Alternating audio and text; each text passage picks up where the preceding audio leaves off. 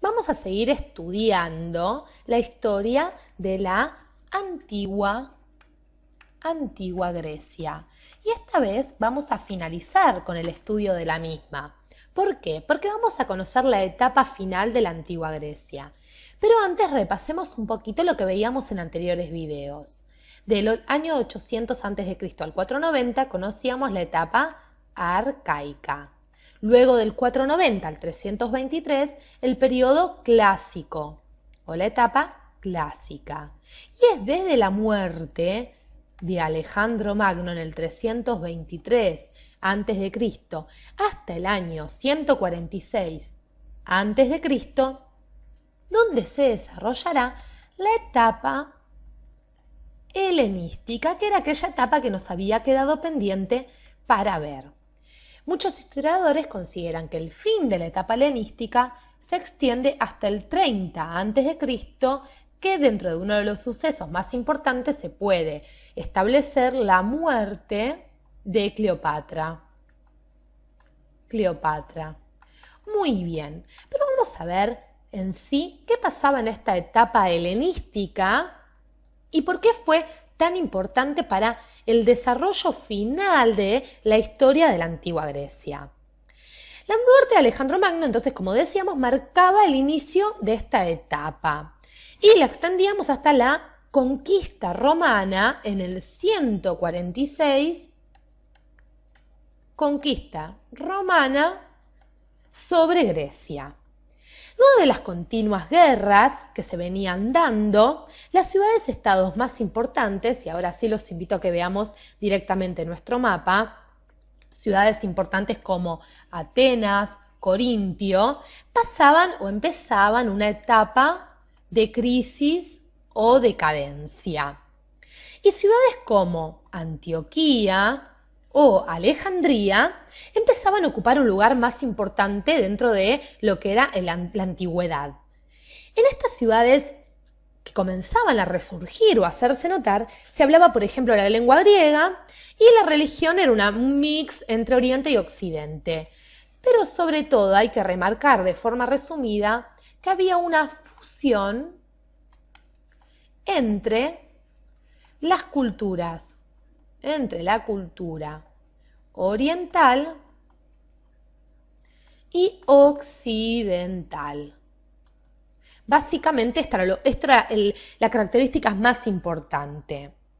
Y podemos ver también cómo en esta época Grecia va a sentir más que nunca el impacto del Antiguo Oriente.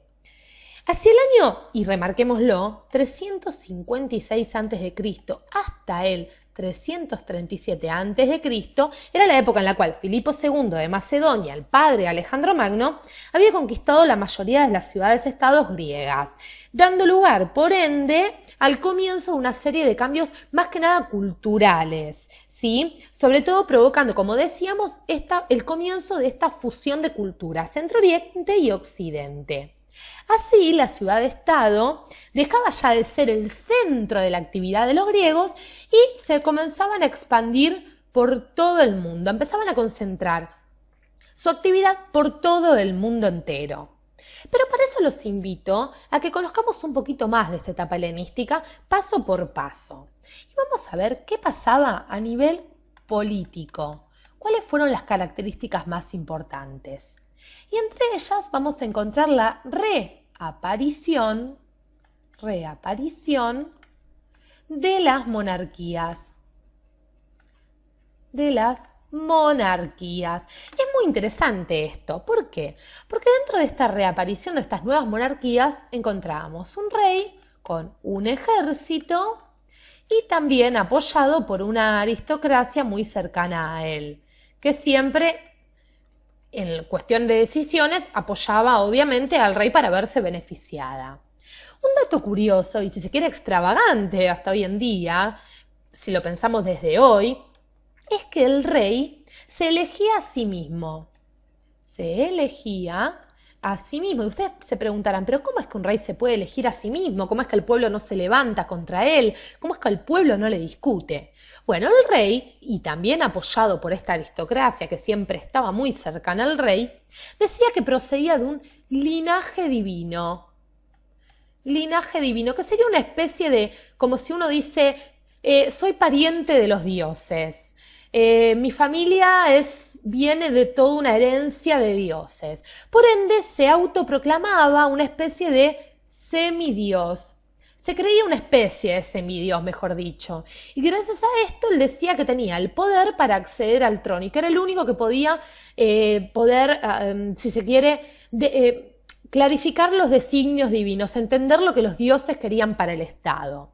Pero no solo el rey llegaba al poder por medio de este linaje divino, sino que también por medio de las victorias militares, que eran muy bien vistas para aquel, victorias militares que eran muy bien vistas, como decíamos, para aquel entonces.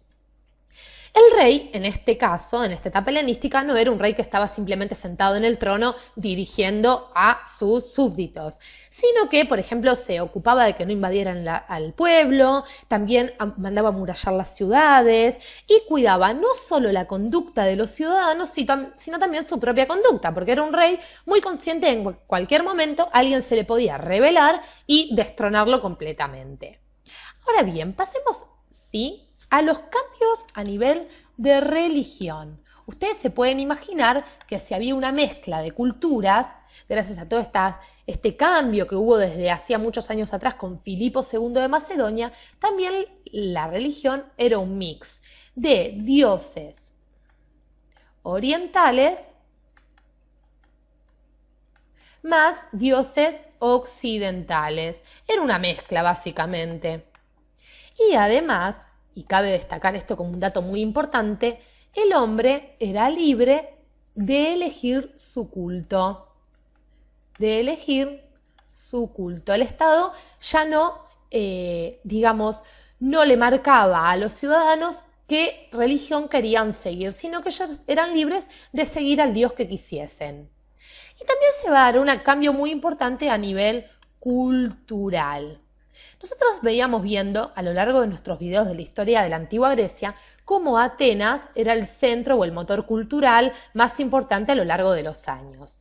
Pero Atenas va a caer y será Alejandría, esta ciudad fundada por Alejandro Magno, tan importante, quien va a ocupar el lugar de Atenas y donde se va a desarrollar, va a haber un importante desarrollo de la ciencia, una ciencia muy precaria, no como la conocemos hoy en día o inclusive pensándola desde la modernidad. Entonces, teníamos un desarrollo de la ciencia, de la medicina y de las artes, construyéndose también gimnasios, teatros, academias. Hubo como una especie de resurgimiento cultural en Alejandría y en parte también en otras ciudades como Antioquía, que iban ganando espacio como comentábamos anteriormente. Y ahora sí, vamos a finalizar con la historia de la antigua Grecia, volviendo nuevamente a nuestra línea de tiempo, como vemos aquí. Nosotros decíamos que en el año 146 a.C. aparecían, lamentablemente para los griegos, los romanos, conquistando gran parte del territorio.